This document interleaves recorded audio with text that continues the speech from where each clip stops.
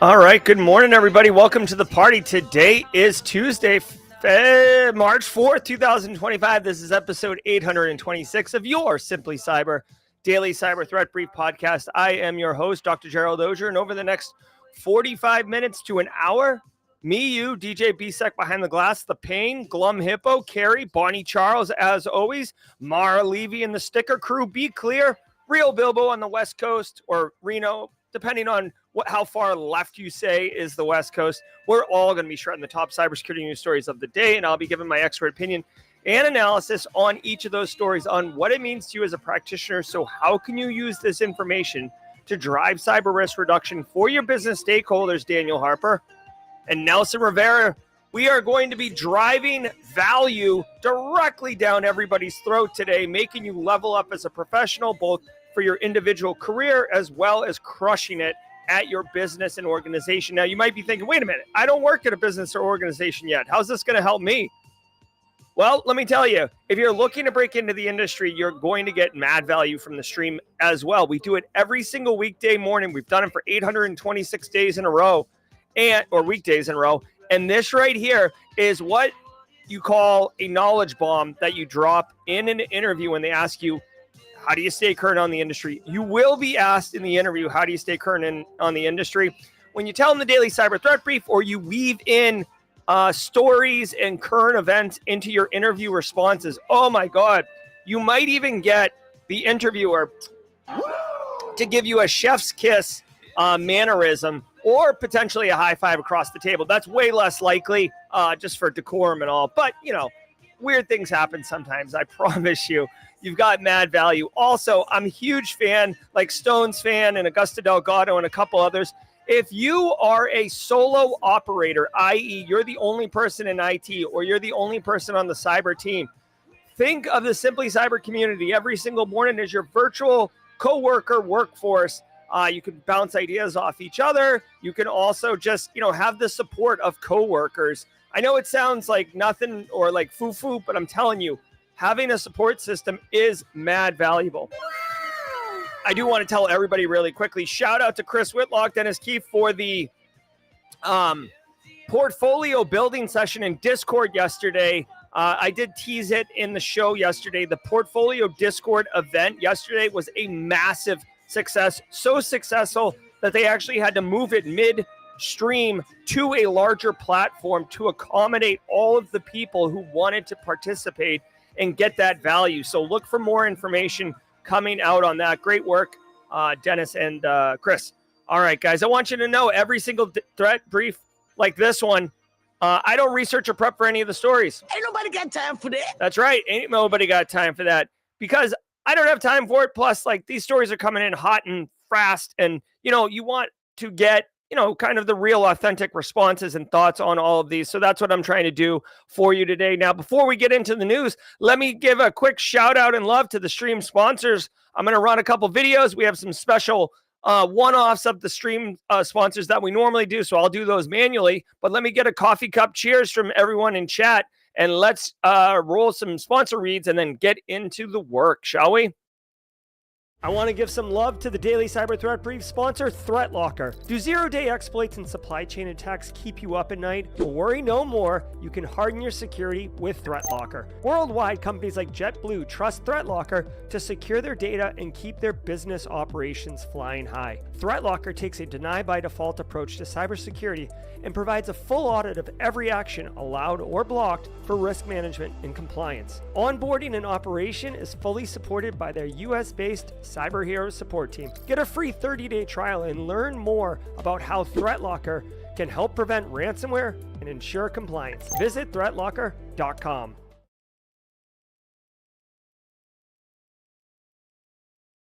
All right, check it out now. Let's get some music going. Here we go.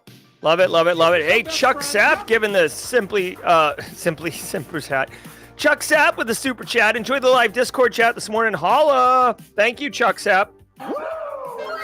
Also, I want everybody to know, if you didn't know, every morning from 7:30 to 8 a.m., a whole crew of Simply Cyber community members get on the Discord server in an event, pre-show jaw jacking, and they just kick it before the show starts. So if you're interested in getting even more community engagement and, just kind of networking and stuff. Definitely check that out, especially if you're just queued up waiting for the show to start anyways. There's no reason not to take advantage of that.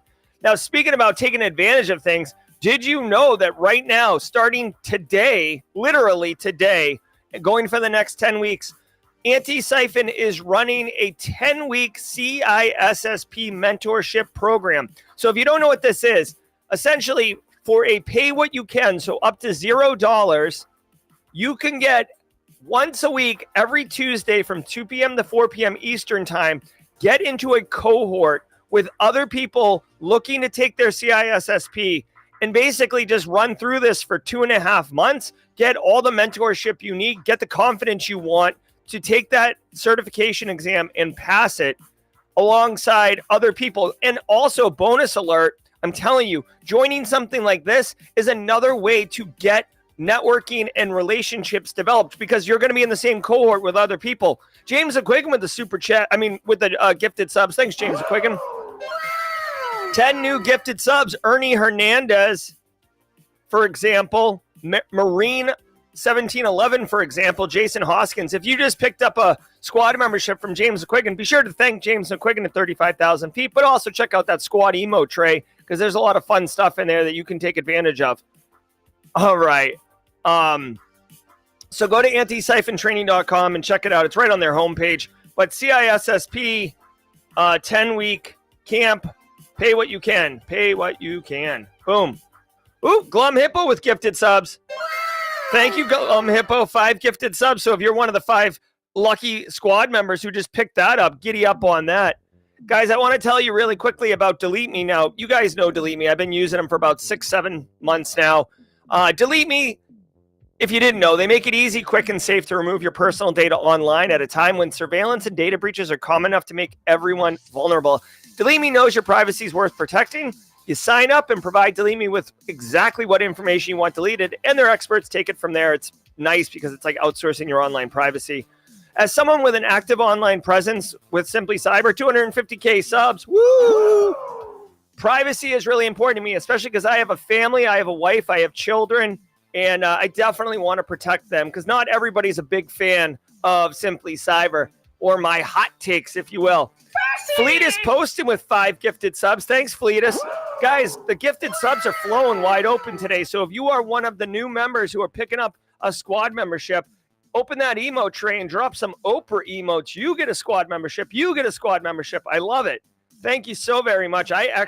March is around, so I actually have some gifted subs I can give out. So let me do that really quickly. Here, let me give, there we go. All right, and 5 gifted subs from me. There we go. All right, so everybody pick them up. Let's have some fun with the gifted subs. All right, listen, take control of your data. Keep your private life private by signing up for Delete Me now at a special discount for Simply Cyber listeners. You can get 20% off your Delete Me plan when you go to joindeleteme.com/simplycyber and use the promo code simplycyber at checkout. The only way to get 20% off is to go to joindeleteme.com/simplycyber and enter code simplycyber at checkout. That's joindeleteme.com/simplycyber, code simplycyber at checkout. Thank you very much. Delete Me, guys. We are just crushing it like a bunch of bosses. Final thoughts here. It is Tuesday, which means it's Tidbits Tuesday, where I will share a little bit of a interesting tidbit or whatever about me. Get your thoughts and see what's cracking. See if we vibe or anything like that. Robert Cheek says, how do I get the gifted subs? Robert, do an exclamation point gift in chat, and Nightbot will tell you exactly how to get those gifted subs. Thank you, Kimberly Can Fix It, who set that up as a auto post or something like that. Guys, final stream sponsor, Delete Me, Barricade Cyber. Now, Eric Taylor, this guy right here, you see his face right here? Hold on. There he is, Eric Taylor on the left. He's going to be doing jaw jacking, so you'll actually see him in 50 minutes from right now because I have to teach at the Citadel at 9 a.m. Eastern time. But Barricade Cyber Solutions, very long time, the longest stream sponsor to date. I think they've been sponsoring about 2 years now. They are dedicated to helping businesses from cyber attacks and recover from the damage done. Now, cyber attacks can cause massive issues for businesses and send dedicated, hardworking business owners into turmoil. But Barricade Cyber Solutions knows how to mitigate the damage done by cyber incidents. Do me a favor, y'all. Check them out at barricadecyber.com. Links in the description below. There are links to all of these in the description below, so you never have to remember exactly what it is. Just go to any of the daily cyber threat brief streams today, yesterday's, tomorrow's, and the links will be there. We put them all there to make it quite easy for everybody to giddy up on it. Now, if today is your first episode, whether you received a gifted sub or not, if today is your very first episode, congratulations. Welcome to the party, pal. And all I would ask is, we have like a fun tradition here where you simply put hashtag first timer in chat, hashtag first timer in chat. And we have a special sound effect. All the squad members have a special emote that they're going to rain upon you in the most loving way possible. And we're going to have some fun with it. So hashtag first timer if you are your first time on the show. All right, let's get to work, everybody. Sit back, relax, and let's let the cool sounds of the hot news wash over us in an awesome wave. I'll see you guys at the mid-roll.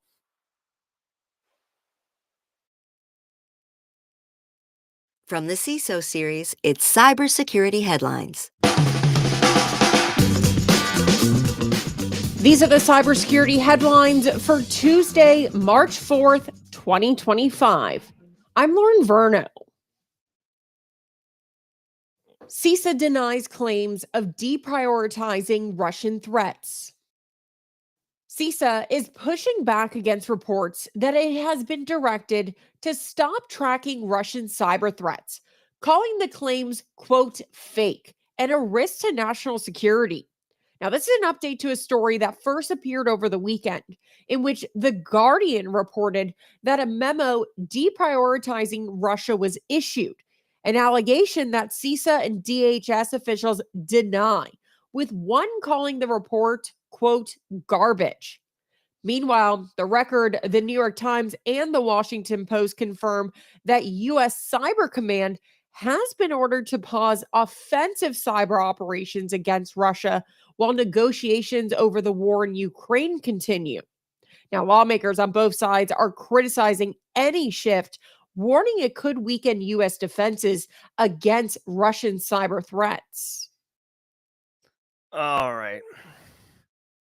So CISA's mission, who is to do a bunch of things, including defend against all cyber threats to U.S. critical infrastructure. Okay, so that's the mission. I guess they're refuting, pushing back. I'd be curious. It says, what's interesting. Well, okay. So CISA is refuting reports that their mission and focus has changed in regards to cyber threats from Russia. Now, what I would be interested to see here is, like, CISA is an agency with lots of people. So what I want to know is, who is refuting that? Is it like the official CISA Twitter account? Is it an actual human person, like a PR person or the director of the agency? Like, to me, I don't know. Like, it's like, what are we doing here? So I guess I guess it is the X account. So I don't know. Interesting stuff. Remember, there's been a bit of a push here around refocusing DHS's mission under the new administration and the new director, what's her face, Kristi Noem, who is basically, if you didn't know, CISA reports under DHS. It's one of like the 8 agencies of DHS. And they are responsible for many things, including defending the United States from cyber threats. And there's just, you only have so many resources. So when you're setting up your priority. Oh, okay. So I'm just getting this right now from H-Town, Ghetto Boys, saying that the Department of Homeland Security Secretary has also said this. So this is official. So I don't know. Unfortunately, here, let me make this valuable for you as practitioners. And if you're a first timer here, I didn't see any first timers in the chat. Let me just tell you, I make every effort to, first of all, not make this show political or religious in any way. And second of all, I want to mine value out of every story for you. That's my goal with this show. I worked in the industry a very long time. There's a lot of ways to extract value from these stories. Let me tell you about this one right here. Okay. If you are going to message to your business internally, or you're going to message publicly to either your stakeholders, your clients, your partners, whatever, you absolutely have to be aligned and in lockstep with what the messaging is. And I know it sounds like marketing babble or puppycock, right? Where you're like, oh, what's the big deal? Like, let's just say what we're going to say and do it. No, like, and again, I'm not talking Game of Thrones where you've got to be very, very strategic and, deceptive and stuff like that. It's just for someone to come out and say that they're deprioritizing this part of the mission and then have to come out a week later and refute the reports and stuff like that. It shows indications, or to me, it indicates that there's infighting, political infighting. Now, I don't mean political, mean politics. Even at a business with like 1,000 employees and a CFO, CEO, CISO, CIO, you can have political infighting. Just because everybody's wearing the same colored name badge doesn't mean everybody's on the same team. Sometimes there is conflict, right? A lot of times it's associated with budget, headcount. Multiple times I've seen executives try to like kneecap somebody's mission in order to get their budget reallocated for their own budget and initiatives and stuff like that.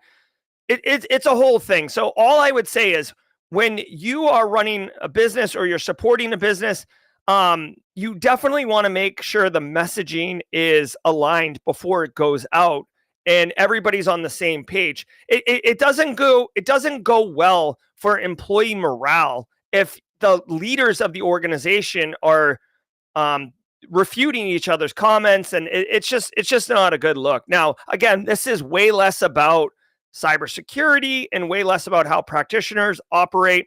I would say they're monitoring Russian cyber threats. I would think this is more for national security purposes and less for handling bulletproof hosting for Lockbit ransomware. But as far as me and you go, our threat landscape isn't going to change, right? We're still protecting from Eastern European threat actors. We're still protecting from ransomware, which is definitely the number one threat vector, especially from that region of the world. And just keep doing what we do.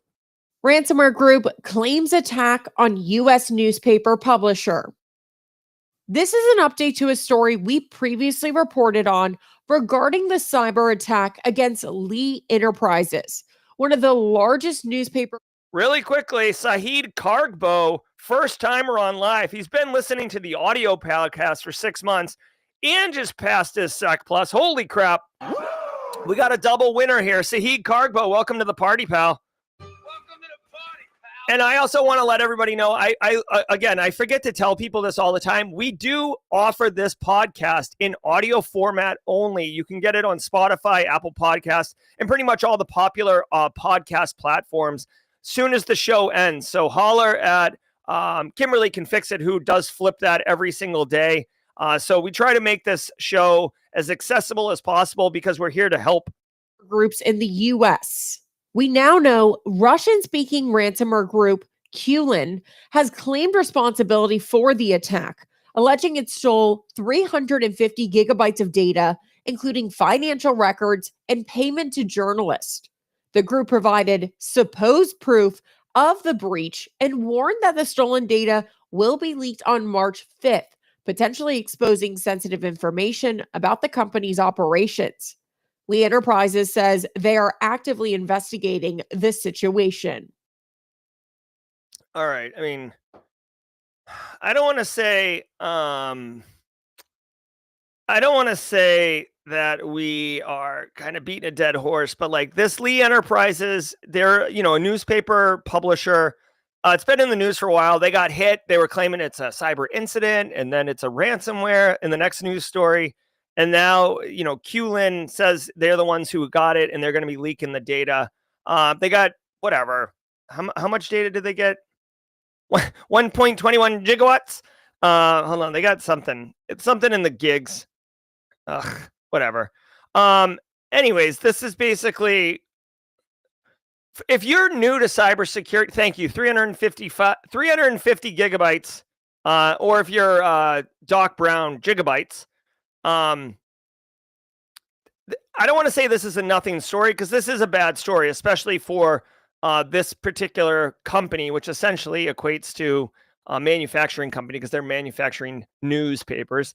If you're new here, this is basically a classic textbook example of a ransomware attack and the victim of the ransomware attack. Large company gets hit. They try to manage it. They announce what's going on because they actually have operational downtime, losing straight cash, homie. And then it comes out, the threat actor who's got the data figures out that they have the data. Now, it's a ransomware as a service model, so there are affiliates who are doing the infection, and then there's the back-end Qlin threat actor group that's managing kind of the service, the encryption, decryption keys, the money transfers, the negotiation, and the payouts to the affiliate.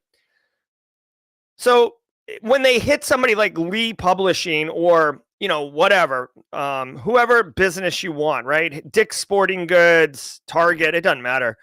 The threat actor group might not know who they have yet, right? Because it's got to trickle up. They probably are dealing with a lot of affiliates. So it takes some time. Now they've got it. Now they're turning the ratchet on and saying, listen, if you don't pay us our ransom by March 5th, we are going to leak the data out on your that we confiscated. And this one, it's the business operations. Okay. So now the Lee Enterprises company has the choice to make. Do we pay the ransom? Yes or no? Do we try to get in front of it? Yes or no? Realistically, they should have already executed business continuity planning and disaster recovery if they had to go that far and get back up to operations. But I mean, this is the deal. On top of that, they're going to have to decide if they do pay the ransom. There is a chance that Qlin will still release the data. There's no guarantees with these threat actors. Again, this is where you'd start wanting to look into Qlin's history and see if they do, in fact, not disclose the data when ransomware payments are paid. You start getting kind of like a vendor integrity score, which I know sounds insane, but these threat actors have integrity scores because there's no point in paying the ransom if they have a history of leaking the data anyways. Guys, I say it every time. This is just a basic B standard ransomware story. It sucks, but this is the deal. Use this as an opportunity. This is a perfect case study to drive a tabletop exercise for the executive team. Listen, and make the injects like, hey, here's the deal. Operations are down, and we think it's a ransomware incident. What do you want to do? Meaning, do you want to call the lawyers? Do you want to call the CISO? Do you want to go public? Do you want to reach out to our vendors? What do you want to do, right? We are not printing anything right now. Number two, they've contacted us, and they said that they're going to leak it by March 5th, tomorrow. Do you want to pay the ransom? Well, how much is the ransom? How do we pay the ransom? Can they prove that they have the information? Do all these kind of injects and stuff. And hopefully, here's the TLDR though.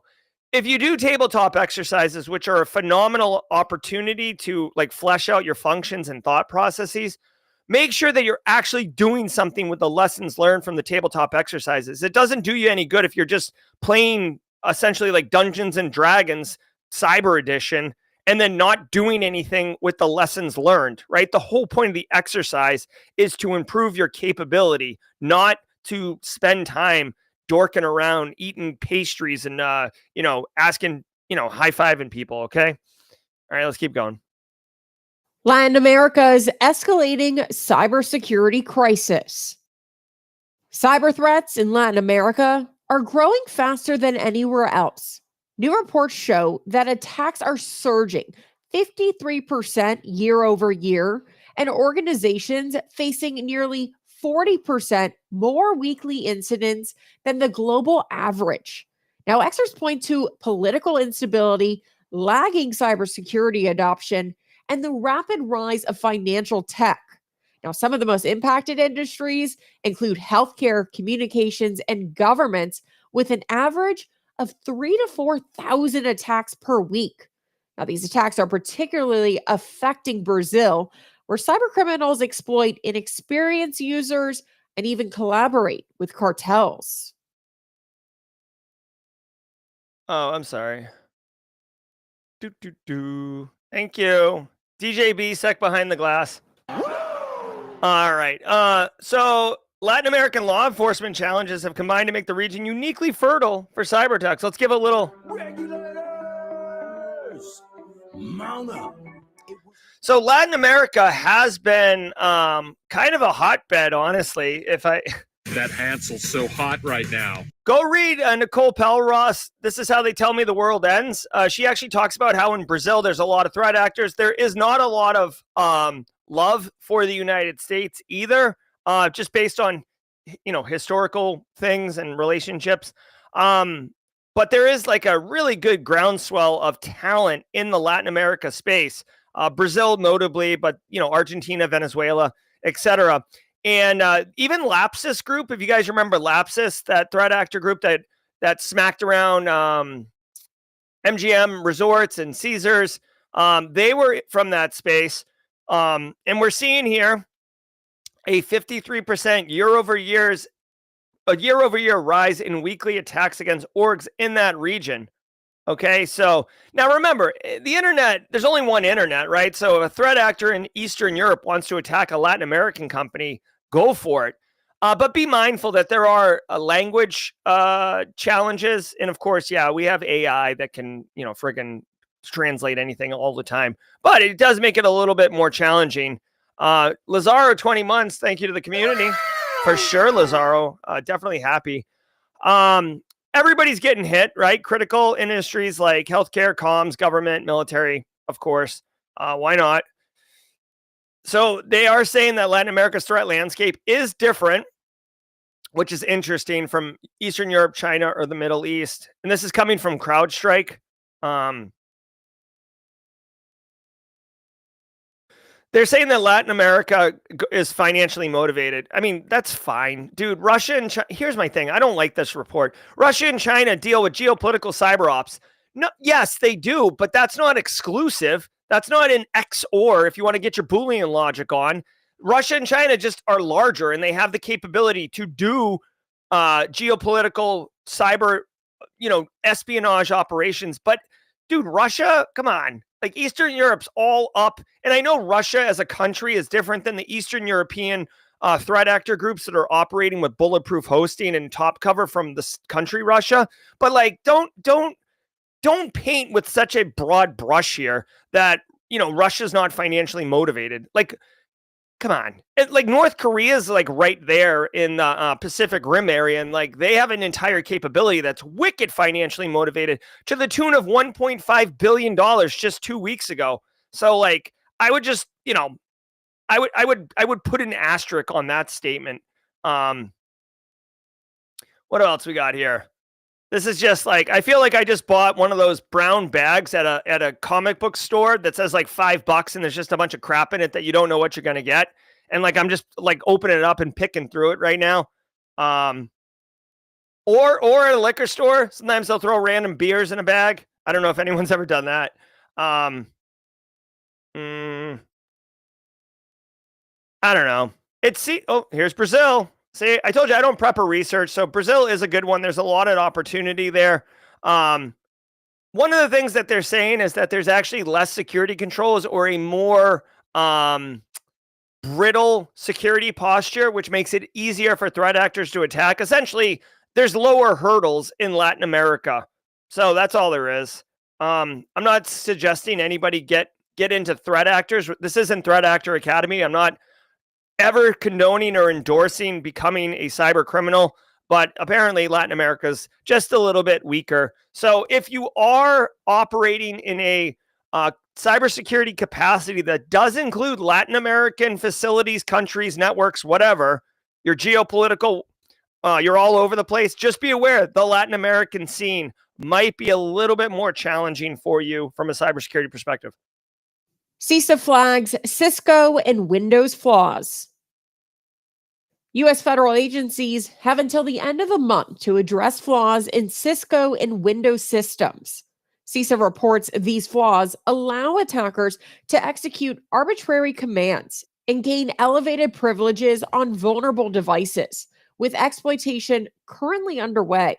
Now, while the agency has noted these flaws are being actively exploited, it has not provided any specific details surrounding the malicious activity or who may be responsible. You can learn more about these specific flaws in the show notes of today's episode. All right, Cisco tag Windows Cisco vulns actively exploited. So if you didn't know, like Biggie said, now you know. CISA does offer the known exploited vulnerability catalog, the KEV, which is useful. I do want to point out that the known exploited vulnerability catalog is not comprehensive in that it's all known exploited vulnerability. Let me show you this. Oh my God, brah.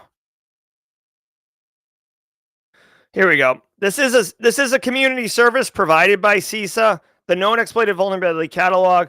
You can ingest it multiple different ways, right? They have JSON. I'm sure they probably have a way for you to pull it from an API, but so you can ingest it into your vulnerability management program. But essentially, when they find vulnerabilities that are being actively exploited based on the telemetry that CISA has, they put it here and they give you a little bit of essentially intelligence on what to do, how to fix it, when was it added, how bad is it. This is a great resource. I'll drop a link in chat. Now, again, you could have a vulnerability in your environment that is actively exploited that is not here. So it's not exclusive, all right? Second of all, a lot of people have Cisco up in their environment, right? If you're a Cisco shop, if you've ever heard that, there's a good chance that this is interesting to you. Now, Cisco has a lot of product, so you definitely want to make sure that the products that are in scope of this, if they're in your environment, you're paying attention. Now, let's see. This one right here, I'm going to go ahead and pull one of my favorite resources, DJBSec. He has a little scoring engine that takes the CVSS score.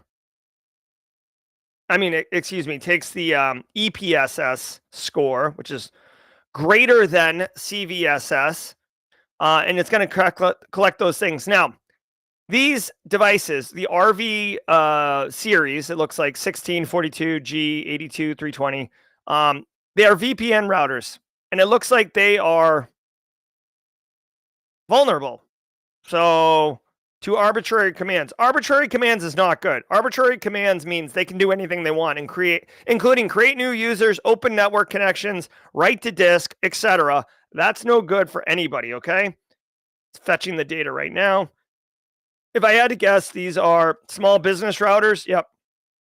So essentially, if you're working in a large enterprise, multi-billion dollar, multiple facility locations, you're probably not in scope for this, but if you're an MSP supporting small local businesses, if you're like a 200 person shop, maybe if your server rack is actually in a mop bucket closet, right? If your data center is a mop bucket closet, then this could be used. So just be mindful if you're running this tech stack. You can obviously do a couple things. You can do a Shodan scan and look to see if it's there. You can use a vulnerability scanner internally and scan. You can go talk to your network engineering team. I don't know what that means. So here we go. Looking at the EPSS score, you have a 0.14% chance of getting exploited in the next 30 days. This means you should look to get this remediated, but this is not a stop everything and get after it. This is less than, this is less than 1%, right? This is just slightly north of 0.1%. So meaning in the next 30 days, the likelihood of you getting exploited is not very good. Now, if you do get exploited, if you are one of those unfortunate souls that gets popped, this is not a good situation. This is right in the middle of bad as far as all the vulnerabilities that are out there. This is dead center as far as how bad is it. It's in the 50th percentile. Oh, I see. So, I mean, I'll tell you guys, I've done, I do consulting for small businesses. I've gone and looked at the data center, which is such a inappropriate word. And like, it's like, it's in a closet in the hallway, or they've opened the door, take the door off because it's putting out so much heat. So it's like physically accessible by people. There's spaghetti wires run everywhere. It's not good. TLDR, make sure you're including this as part of your vulnerability management practices. The CISA known exploited vulnerability catalog, not a bad thing. Thanks to this week's episode sponsor, ThreatLocker. ThreatLocker is a global leader in zero trust endpoint security, offering cybersecurity controls to protect businesses from zero-day attacks and ransomware. ThreatLocker operates with a default deny approach to reduce the attack surface and mitigate potential cyber vulnerabilities. To learn more and start your free trial, visit threatlocker.com. That's ThreatLocker.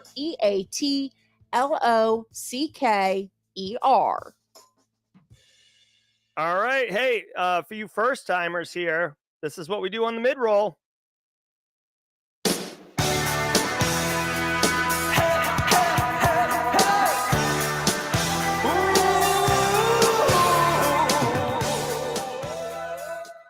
All right. Hey, holla, guys. I want to say thank you to all of you for being here today. We're a couple minutes over the mid-roll, and so we're going to speed run this. But, guys, thank you. I appreciate all of you being here. I appreciate doing this every single day. We got 457 of you beautiful people. We hit 250,000 subs yesterday, which was awesome. Kimberly Can Fix It actually sent me a screenshot of some streams from 3 years ago. It's amazing how we have grown and evolved over the last couple years. Definitely, it's bittersweet to see some names from 3 years ago that, have kind of moved on from the community, either, gotten out of cyber or just too busy or whatever. It is tough. So if you're here today, I'm really happy that you're here. And if for whatever reason you move on, just know that I definitely appreciate you, and I hope you get value from Simply Cyber. That's really the goal here, and the mission is to deliver value to everybody. Thank you to the stream sponsors, Barricade, Cyber, Delete Me, Antisyphon, and ThreatLocker. Holler, holler, holler. Every single day of the week has Mel Cobbs starting on a risk and compliance team today. Let's go.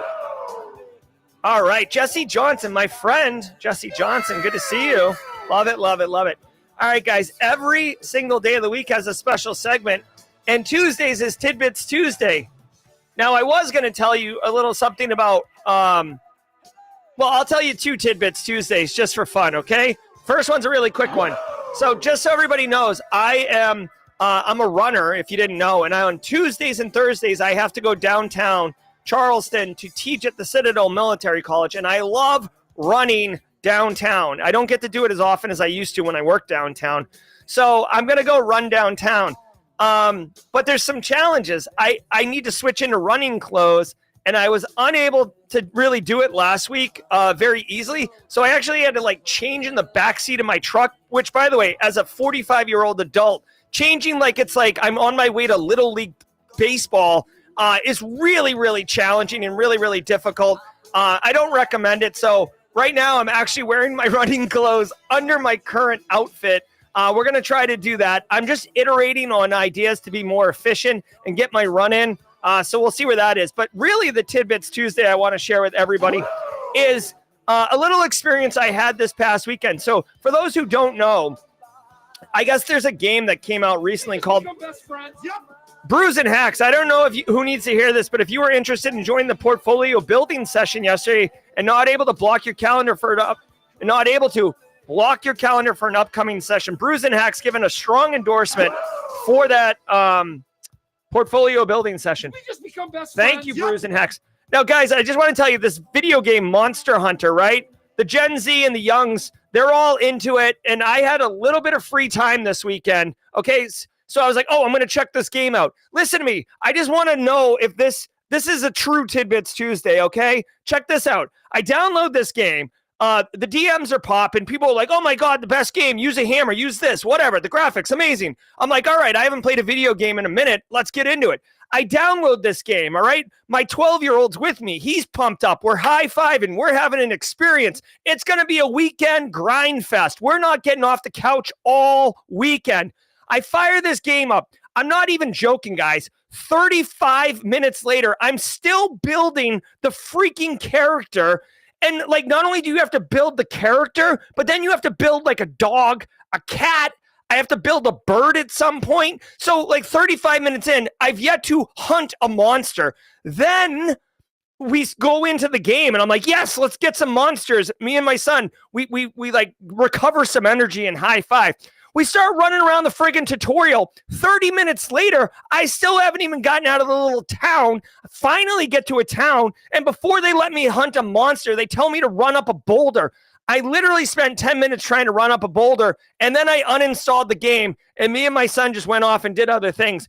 Can't I just hunt a monster? Like, what happened to the days of turn it on and just start, like, wrecking stuff? I get the RPG experience, but you're killing me, Smalls. Thank you for coming to my rant. All right, Alpha Sierra, get us off and running with the la-la-la-las. That has been bundled up in me for days. Let's go, Alpha Sierra.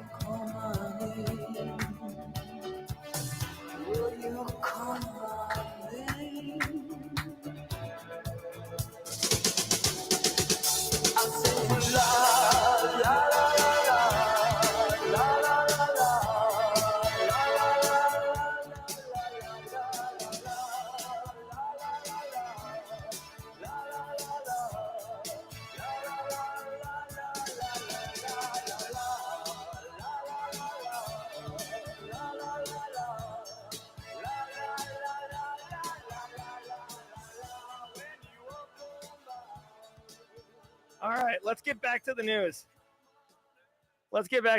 I will tell you, the people who play Monster Hunter, they love it. The people who can't figure out how to play Monster Hunter, this guy, don't love it. All right, let's finish strong, y'all.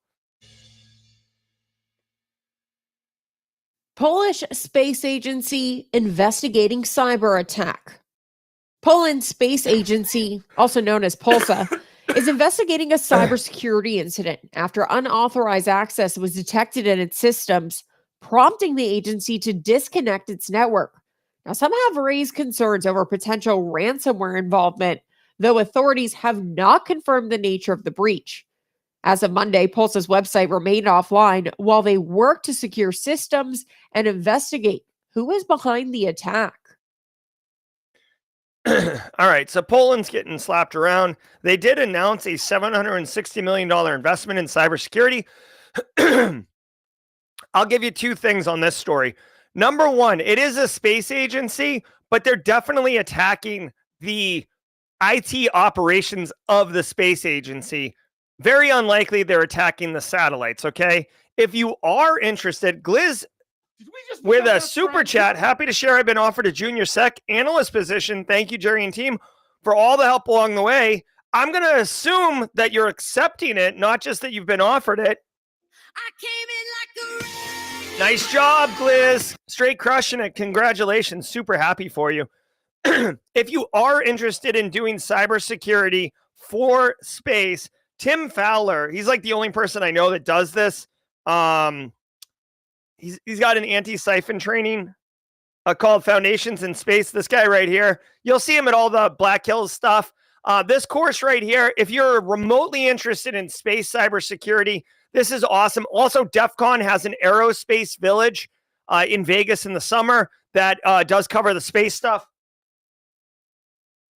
I don't have the book here, but there's a book also. Cybersecurity. And oh my gosh, this is like the de facto book for this as well. Yeah, here it is.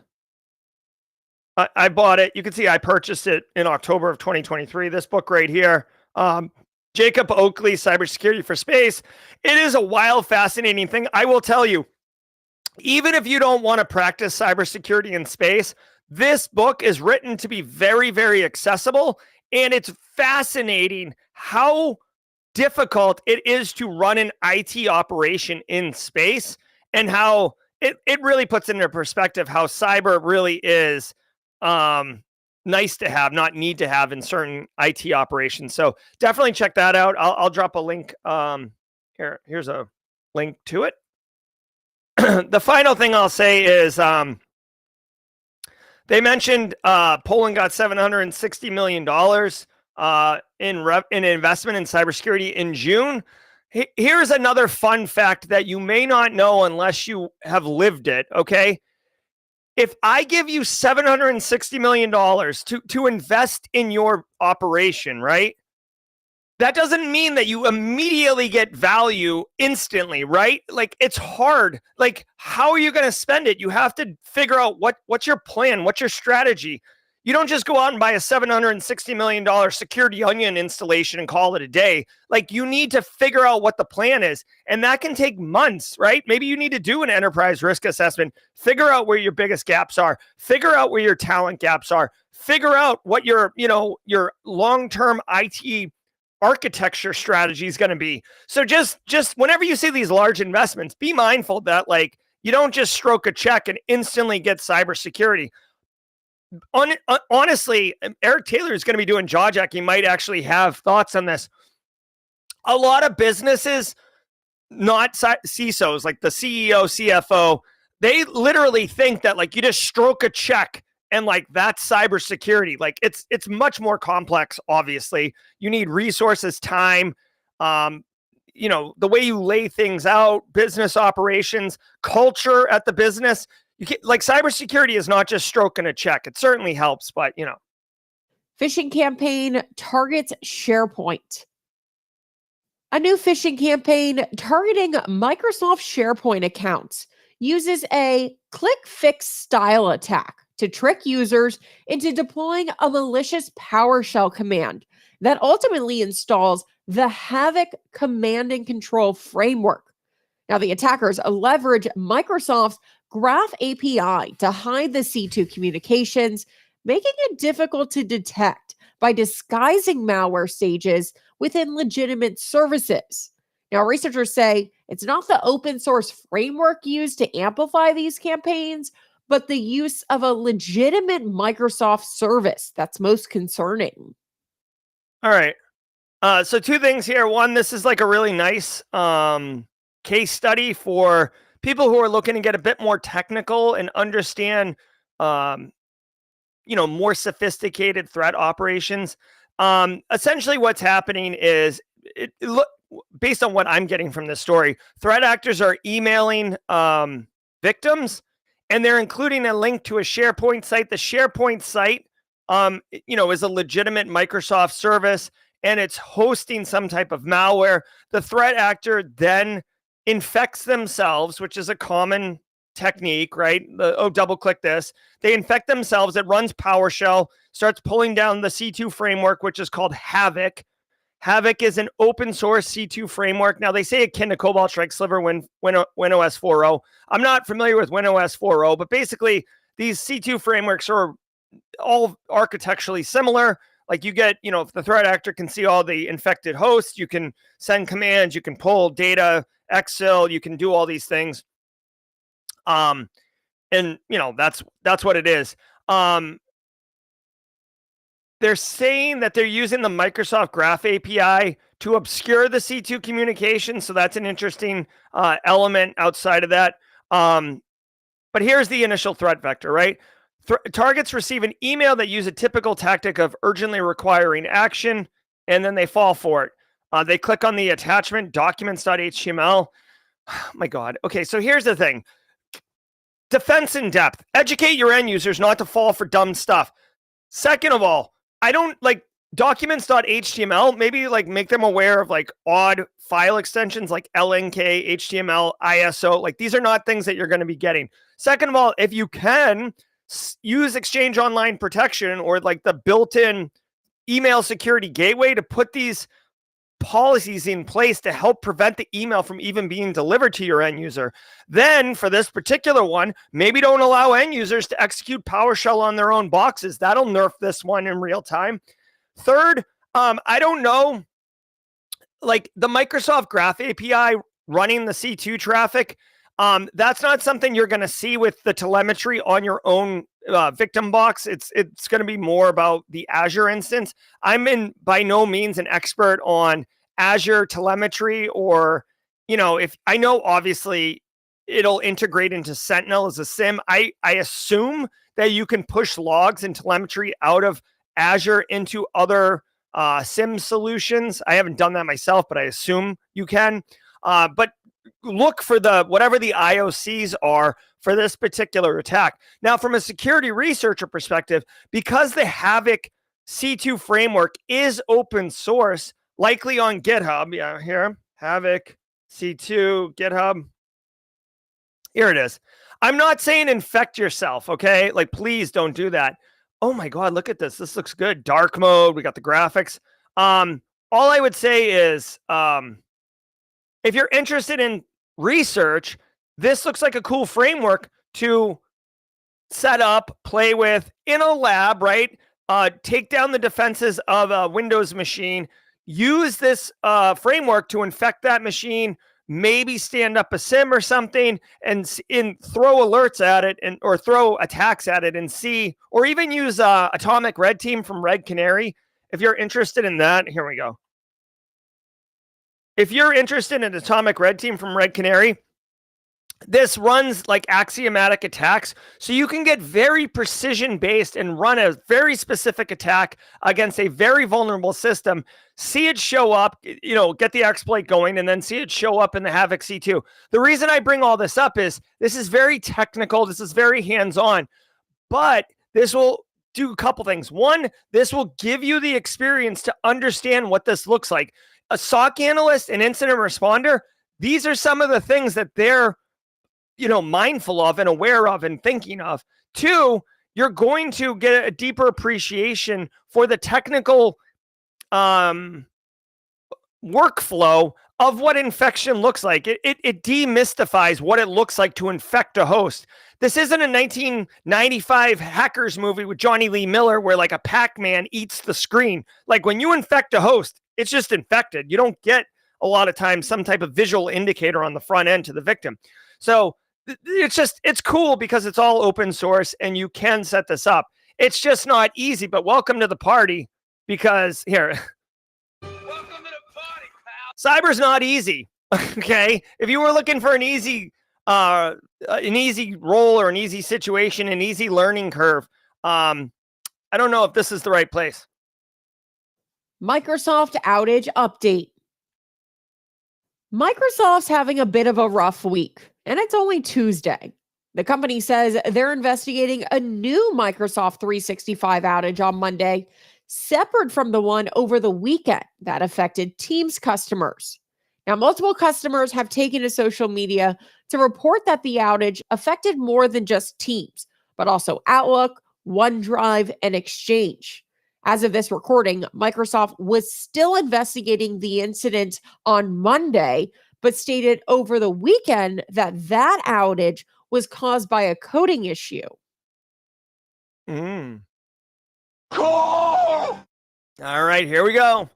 Here is what an outage looks like. See this over here? These are problems. This down here, totally resolved. All right, so this is downdetector.com, a wonderful, wonderful resource. Everybody should be aware of downdetector.com. If you're experiencing some problems in your environment, right? Hey, Slack's not working, or hey, we're seeing some issues with Teams or whatever. Down Detector is a great first place to jump to just to check, is this like isolated to my business? Is this a global thing? Like, is it my problem or is it a vendor problem, right? So that's really what I like to do.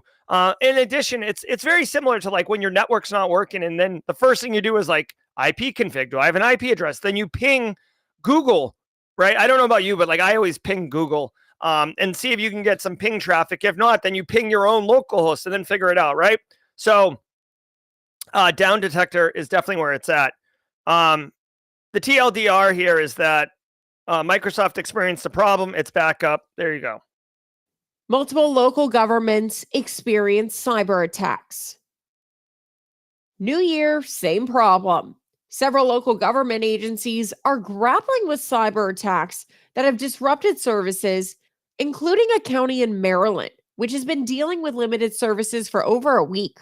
While major services like 911 remain operational, county officials are still investigating the incident and cannot confirm if it is a ransomware attack. It is. The trend continues, though, across multiple states, with other local agencies, including the Cleveland Municipal Court and Missouri's Department of Conservation, also affected by ongoing attacks. At this time, most of the government agencies have not provided any additional information other than they are investigating the incident. I would take 5-1 odds, and I would bet heavy that this is a ransomware incident. Like, that's how confident I am about this.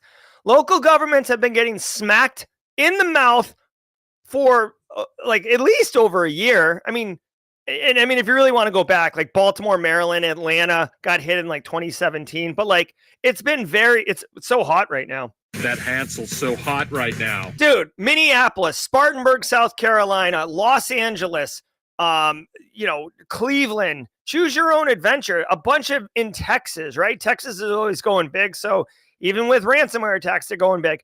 State and local municipalities, here's the deal. They're nonprofit organizations that are underfunded on the IT and cyber side. A lot of times they don't even have cyber people, or they've outsourced it to MSPs. Their security is not solid. And, basically they get punched in the mouth because it's a state and local municipality. It's a little terrorizing for residents. On average, 911, emergency services, fire, medical, police is on a separate system. So those are not really usually impacted. But the ability to get married, the ability to pay your, taxes or whatever, the ability to get,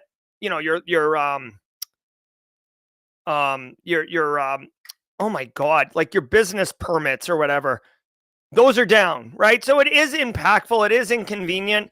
Again, it's a nonprofit, so they typically don't have like a cache of money to pay ransoms. Honestly, this is another question for Eric Taylor. If Barricade has helped any state or local governments, here's my thing.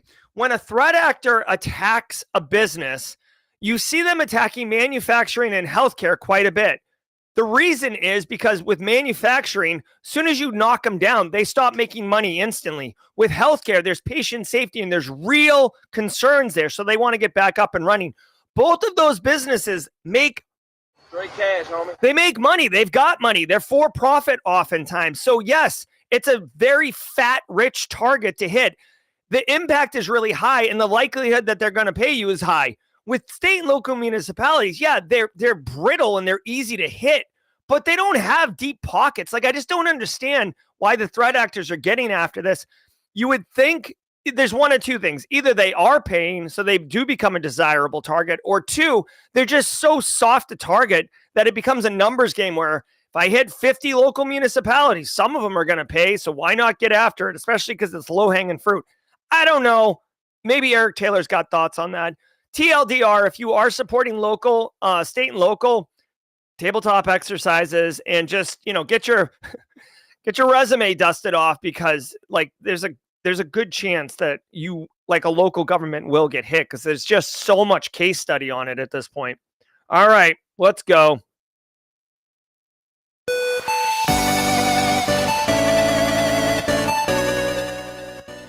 All right, guys, we are motoring like Night Ranger up in here. Remember, Thursday, we've got B-Dubs coming on. We're going to do a personal branding case study with her, Brittany White, doing what she's doing. Obviously, the portfolio session was amazing, so be sure to talk to Chris Whitlock, Dennis Keefe about that. As always, every single Sunday, we release the stream schedule and the Discord event schedule. You can go to the Discord server, use !Discord in chat right now to get the link to the Discord server. It's free. It costs nothing, except if you want to be part of the community. You got to make that choice. We put this in the announcements every Sunday so you can see what's going on. You can see the portfolio building session, cybersecurity mentorship on Friday. Today is jaw-jacking at 9 a.m. right here, Tuesday, March 4th. I'm your host, Gerald Auger. Jawjacking is a 30-minute AMA session. If you got questions, we've got answers. I have to go do teach at the Citadel, but my good friend Eric Taylor, who's got a bevy of experience on the incident response and blue team side, is going to come on and help answer all your questions. Guys, be wonderful. Have a great Tuesday. I'll see you later. For Simply Cyber, I'm Jerry. Until next time, stay secure. Ever wonder what it takes to break into cybersecurity? Join us every weekday for Jawjacking, where industry experts answer your burning questions about the cybersecurity field. Live, unfiltered, and totally free. Let's level up together. It's time for some Jawjacking.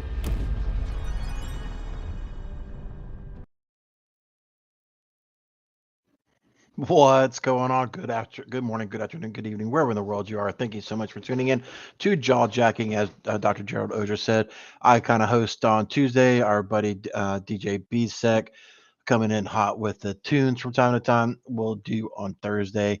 And, we listen to Jerry ramble from time to time every other day. Hope everybody's doing well. If you don't know who I am, you are new. We have a bunch of first timers.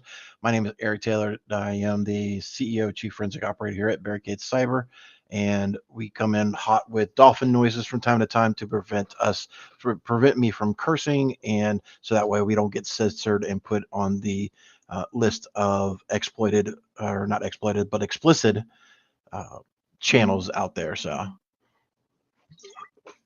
for those wondering, this is a water bottle. It's very close to our orange. That's why I got it. I really like it. So, if you are new to Jawjacking on together, put the Q and a colon in your message so that way I can see it. We don't have DJ PSEC in the green room helping flag things and quickly finding things for us, but we can do some searches with technology to be able to find your questions. While we're waiting on that, Jerry has mentioned this domain several times, and I'll let the cat out of the bag if I haven't mentioned it before, but threatactoracademy.com is owned by Barricade Cyber Solutions, aka me. Leave in the comments, what do you think we should do with that domain?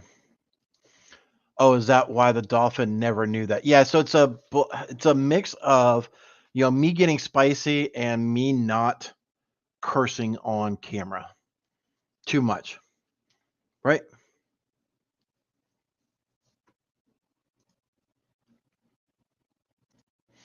Question from Oliver. I've recently got into crypto and I've been researching more about Web3 security. What are your thoughts about it? Unfortunately, I don't know enough about it, to be completely honest with you.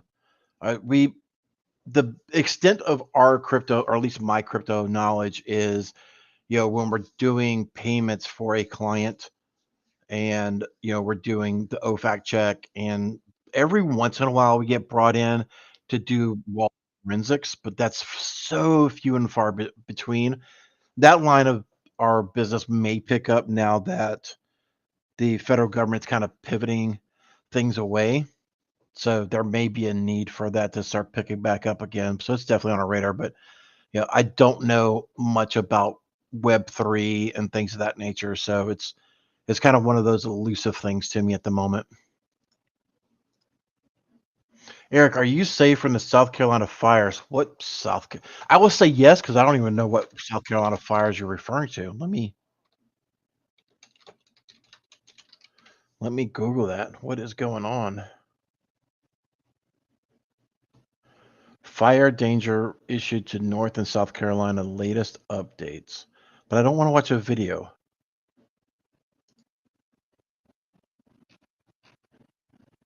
Oh, wow. Well, let me bring up my sandbox. So that way everybody can see what I am seeing. But let me also kill off most of my notifications, so that way I don't trigger people. So we'll take that there. We'll share screen, entire screen, system audio, share. Come on. Share restream. Thank you. What fascinating technology. All right. So did I copy this? So those who don't know what I'm talking about, and or more specifically, Space Tacos is talking about. Again, I didn't even know this was a thing, but apparently there's a ton of wildfires going on all over the place, which is really interesting. I did not know about this. Listen, more than 200 wildfires in North Carolina early Monday, covering about 2,100 acres of land, according to South Carolina Forest Service. Interesting.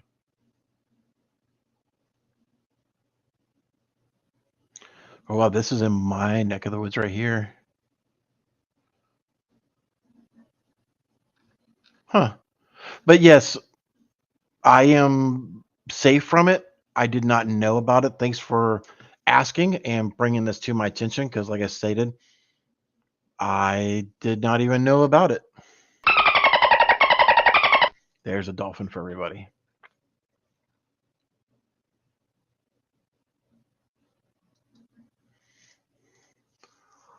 All right, let's see.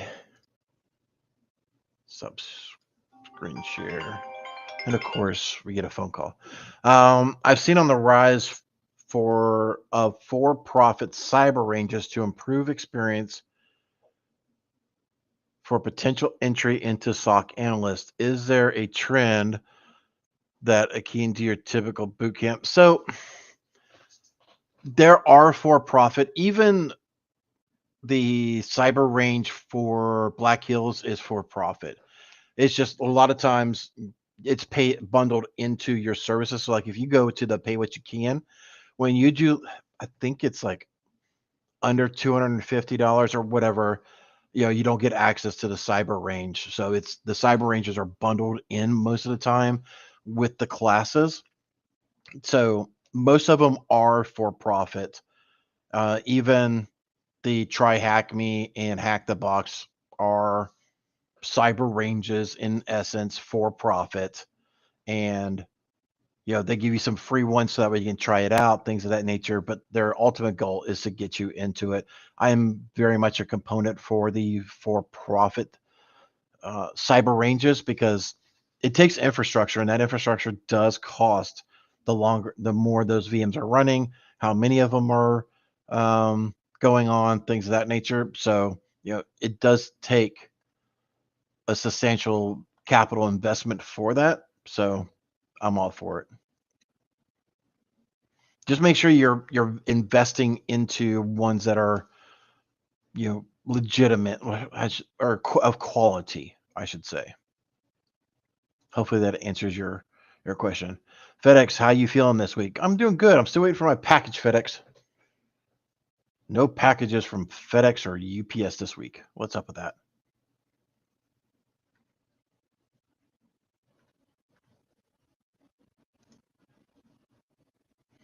So you're the guy who bought the domain I was looking for. Yes, I bought the domain threatactoracademy.com a while ago. And if y'all really old school to throw it back, there was a gentleman in here by the name of Joe Belton, and Jerry always referred to Joe Belton's ice cream shop as a fictional company when he was mentioning things. And I've bought Joe Belton icecreamshop.com as well. Still don't know what I'm going to do with it, but it's sitting there. We're domain squatting on both of them. Threat Actor Academy should be a red team training. The certificate for completion looks like a job offer from Flaming Dog.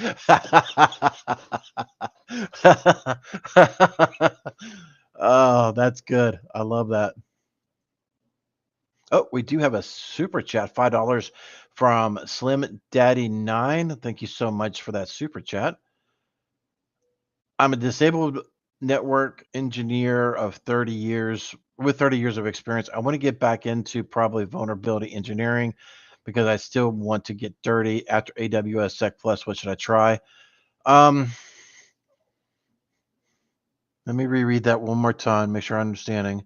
With 30 years of experience, you're a network engineer, 30 years of experience. You want to get back in because vulnerability engineering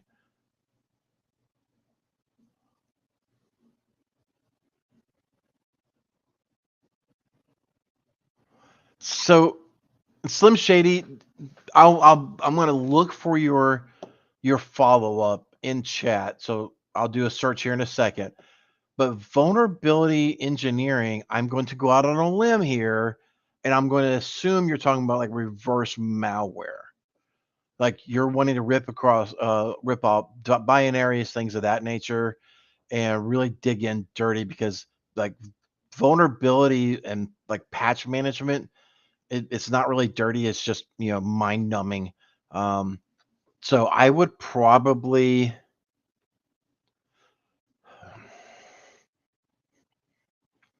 I guess I know you did the you're doing the AWS and the Sec Plus. What should you do next?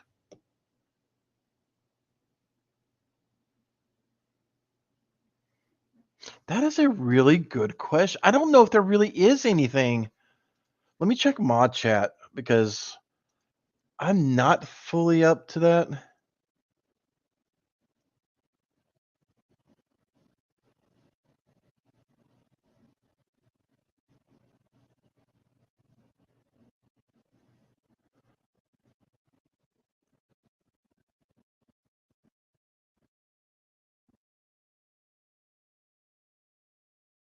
Let me look. So I'm not seeing any answers in mod chat about this, but let's see. What does Black Hills have? We'll look together here, ladies and gentlemen.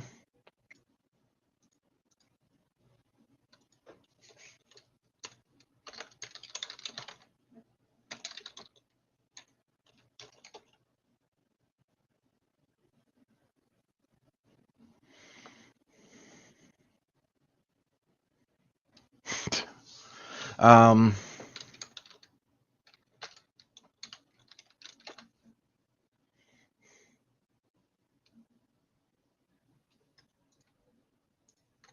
yeah, I'll drop these two. Let's see.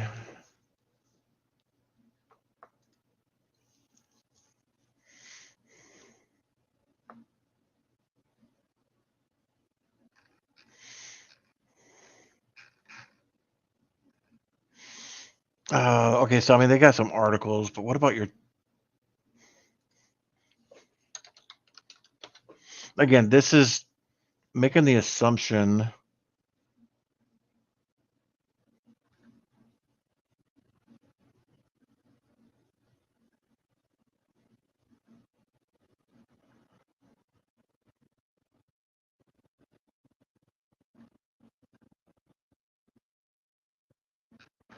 I'm looking for something that just screams a course.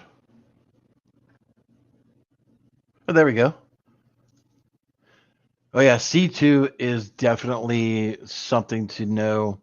So I'll put this in. It will show as Dr. Joe Dozier if you're new, because I don't have YouTube up. But that would probably be a course I would strongly recommend if you're going down that type of thing, because you're going to want to be able to find that information and then be able to do some more, investigative stuff. So definitely check that out.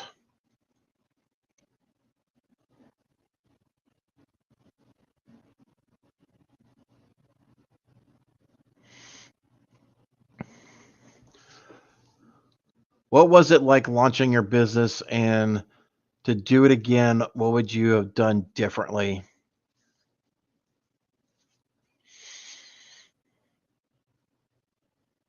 I mean, being a small business is not for the faint of heart.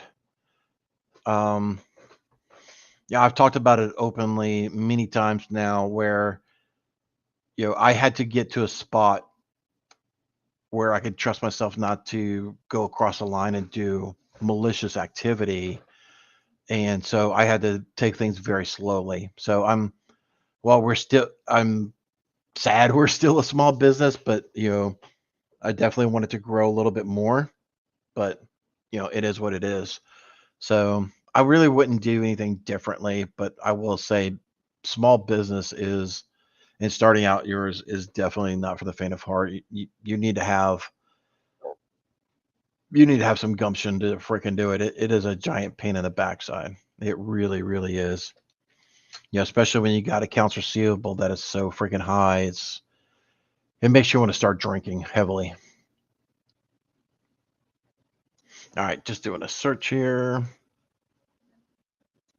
Answered that one. Answered that one. Answered that one. All right, let's see if Slim Daddy posted a follow-up. Nope, I don't see anything from Slim Daddy. Oh, so let's talk about something. So this was actually brought up to me the other day. I was on a call, and those who are actually doing forensics and things of that nature, I want to kind of throw some shade here and just go completely toxic. Let's see. I know I'm butchering it because Hooked on Phonics is not working for me this morning.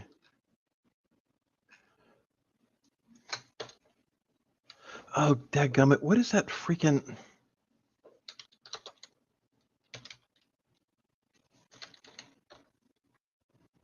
Vitality, Velocity, no. What is that freaking tool?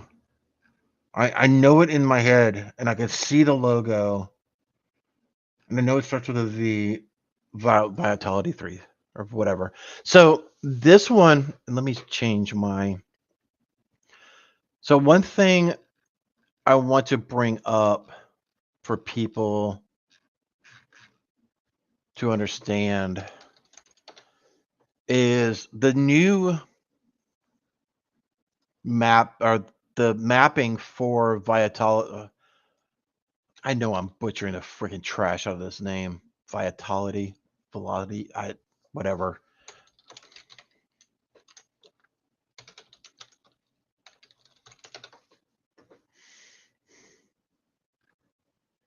Where is it? Did I see it?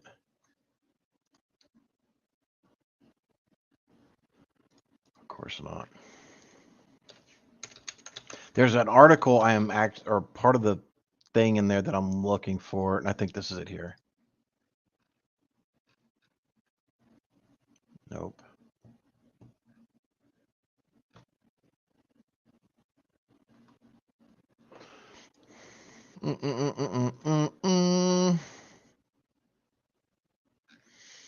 Yeah, samples, great, great, great.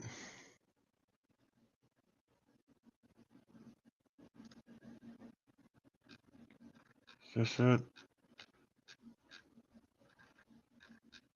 No, it's not. Okay, whatever. Yeah, definitely not Velociraptor.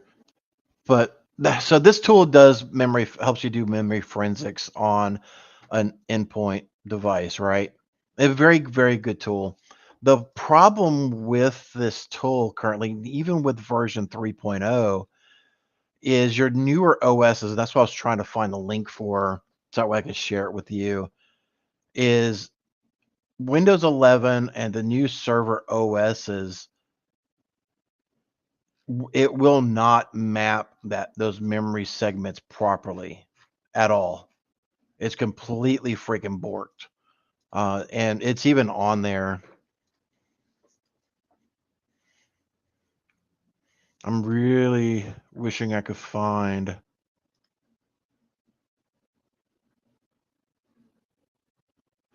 Sure. Is it the? I don't think it is. No.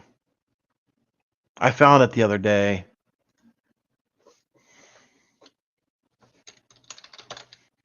Maybe if I just change my Google Foo.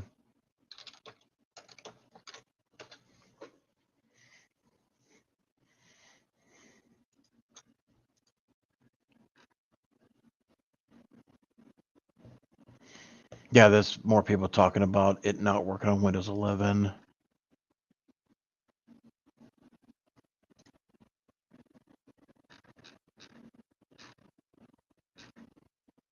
Yeah, whatever. Okay.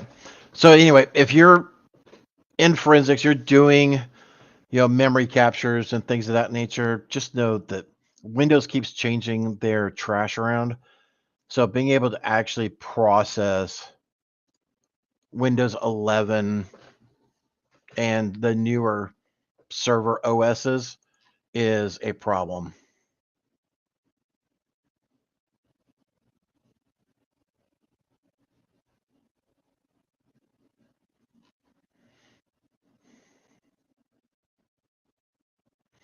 What is this?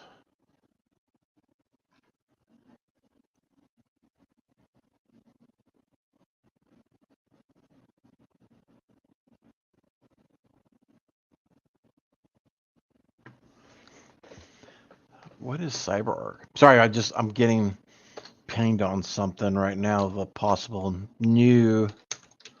See, this is the thing that what goes into a lot of our stuff, especially in our industry, where you're just getting constantly pinged about new CVEs that may be something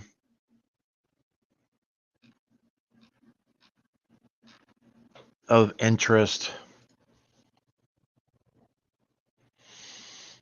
Yeah, exactly. I need to hooked on phonics. Yes, I know.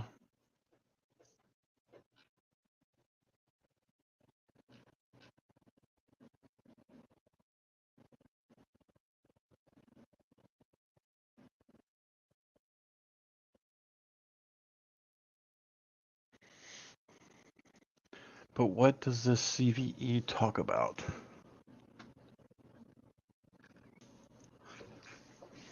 Okay, I'll just drop this in here, ladies and gentlemen.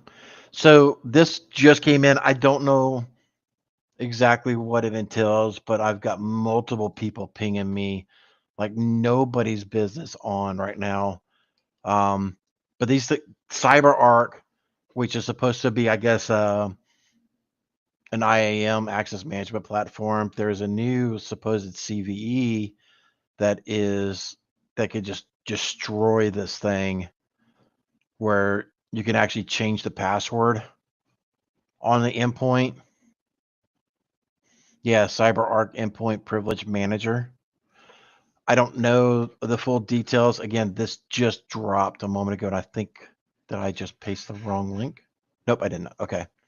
So if you have CyberArk, definitely take a look at this. I'll be doing that as well after the show.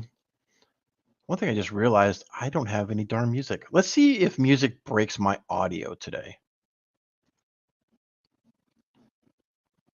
A little bit. Let me know, chat. Can you still hear me?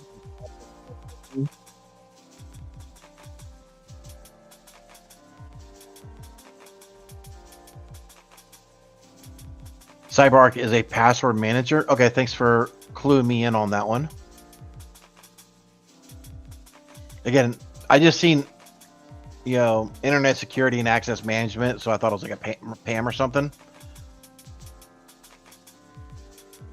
Yeah, quadrant for PAM again. So, privileged access management.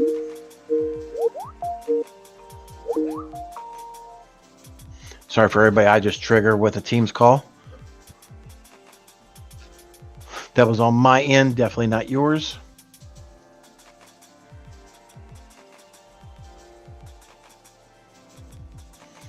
It does look like it's internal. Again, I just seen it come across, so I'm not sure the relevancy of it.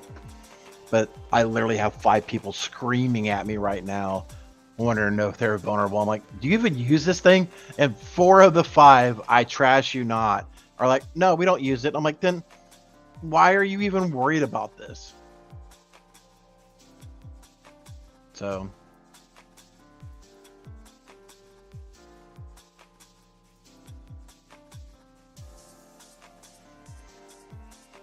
let's see if we got any new questions. If we don't have anything, then we'll kind of wrap this thing up a little bit sooner. Let everybody get back to their day.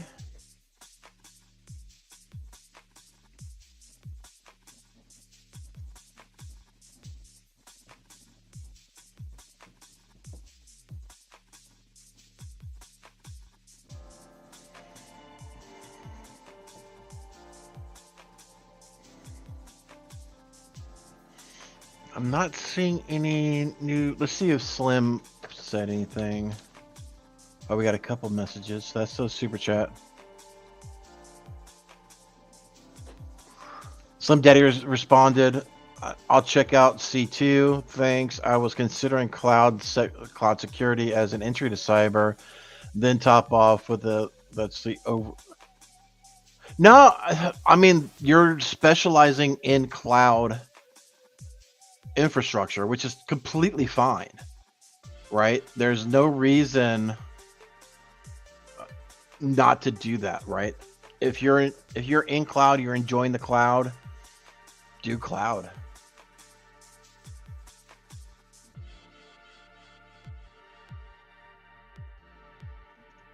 I just happened to see this. How often do you see CVEs in your small business? Every day. Cyrus, if you don't know, we are a incident response firm, so we're seeing CVEs all the time. So we're monitoring our clients who are under IR retainer, incident response retainer from us. We're looking for those CVEs that's going into our CTI platform and getting ingested. So we're looking for those type of things. We've got an external tool that we're trying out to help us advance that. We're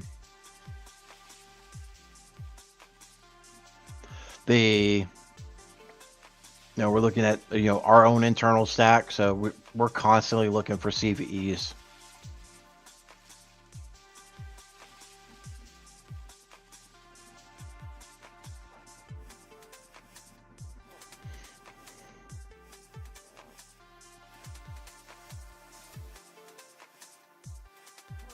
Okay, I think we are all done. This is actually record time.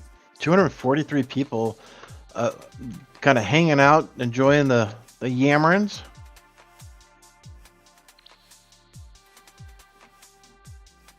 I will wait around a few more moments.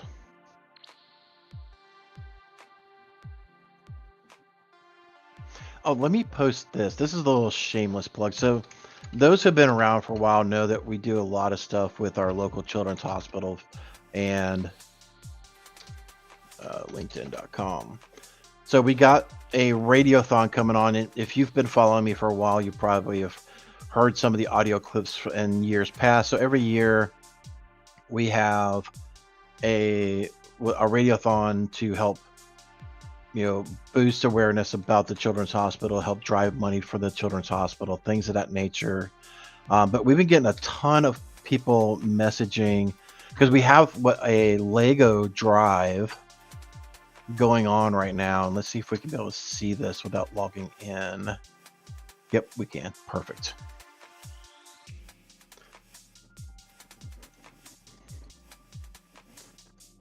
And I'll share this here.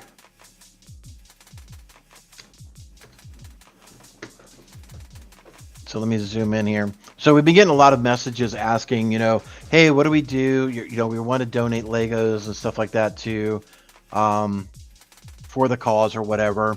And there's still two ways. So we still have, thankfully the local hospital still allows us to point hunterstrong.com. This still goes to the MUSC's Children's Hospital. Again, I don't collect a single penny. It goes straight to them.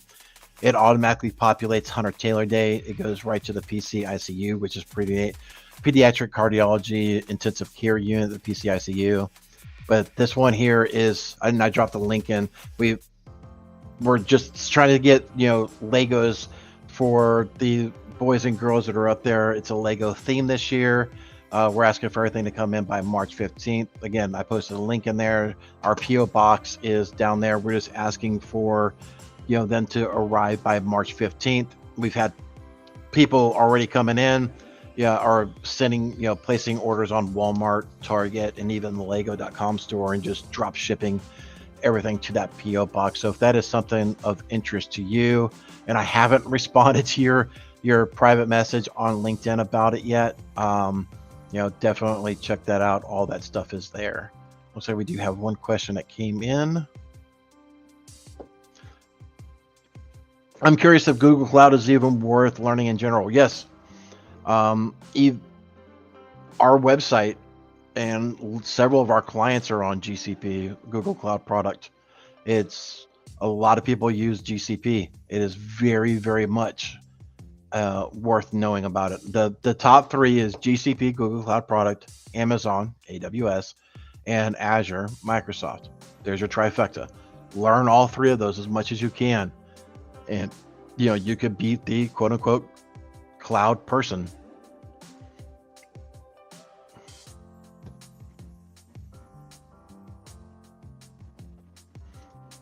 I love Lego, but so priced. So we're not asking if you're going to do this again. You don't have to. But if you're going to do this, we don't want people spending a ton of money. Right? Let's see. Just continue. Okay, shut up. Like just for the kids. Where is the $0 to $25? Right? I mean, if you got like two cute bunnies or a donut truck and a cute bunny, that'd be kind of cool, right? We have little sets for $5 and $20 and stuff like that. We're not asking, if you're going to go donating Legos, that you're donating $100 kits, right? This is something just for the kids to have and play with while they're in the hospital, visiting, things of that nature. It's just something to help them, pass the time, right? And it's something kind of cool, right? So again, if you're interested, again, we're not looking for those big expensive freaking sets by any means. Please don't do that.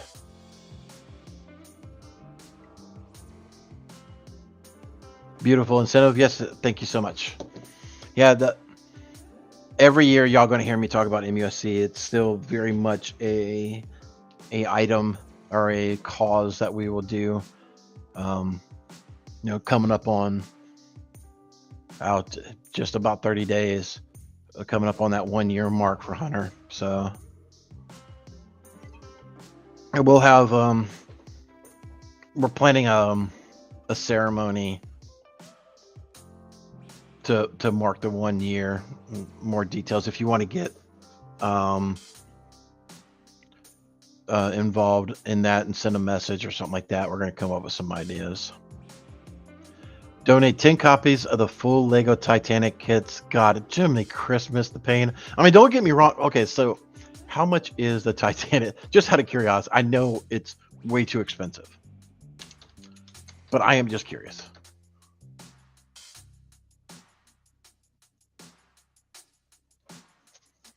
No, go away.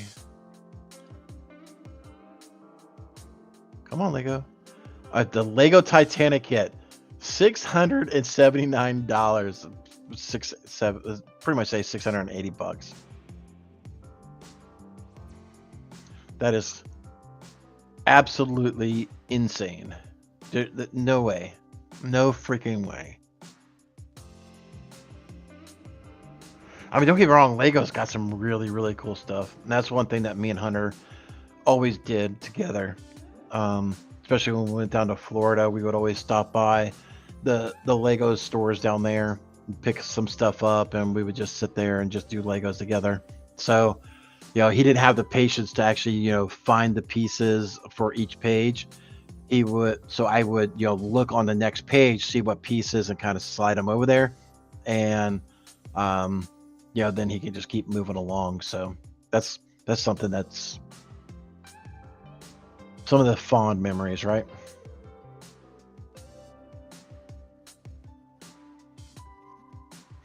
All right, ladies and gentlemen, we are now dropping down to 189.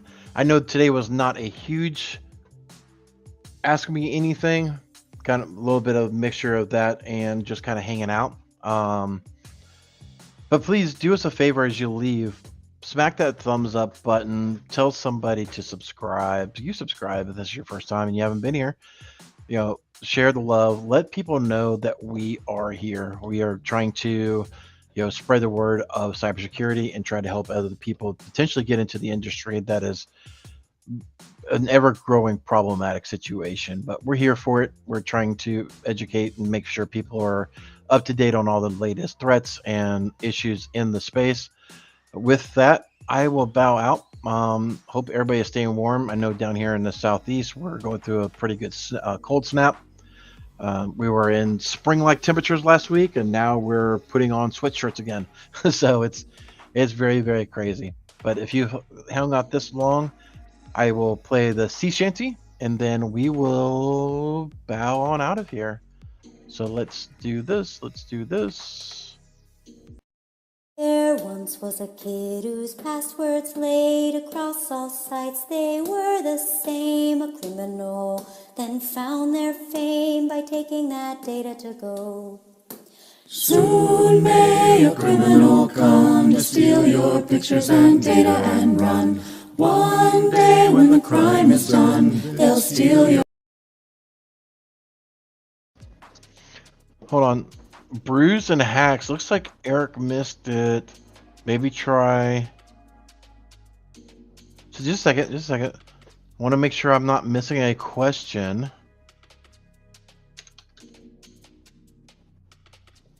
Let's see if I can find it real quick.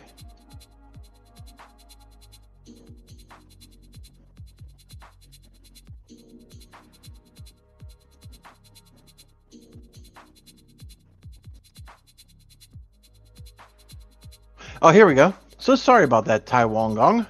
What is a cybersecurity analyst? So, to me, a cybersecurity analyst is a SOC analyst, right?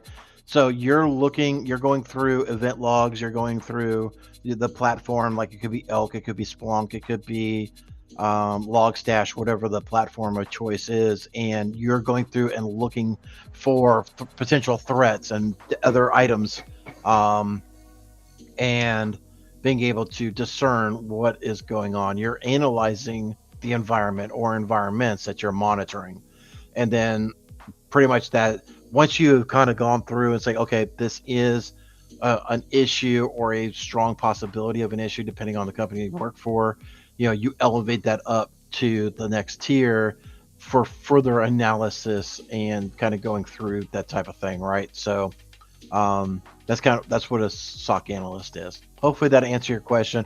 If I didn't, come back again. I will try to be on the panel for Friday. If not, then we'll definitely talk on next Tuesday. With that, y'all take care of yourselves. Hey everybody, I hope you enjoyed that content. Keep the cybersecurity train going by connecting with the other Simply Cyber community resources. We have the Discord server that's lively and always keeps the conversation going. You can connect with me directly on LinkedIn. And also every single weekday morning on the Simply Cyber channel, we're doing live daily cyber threat briefings, 8 a.m. Eastern time, as well as Thursday at 4:30 p.m. We're doing live stream interviews with industry experts, and we produce videos that we push out every Wednesday morning. I'm Jerry from Simply Cyber. I hope you enjoyed the content, and we'll see you in the next one.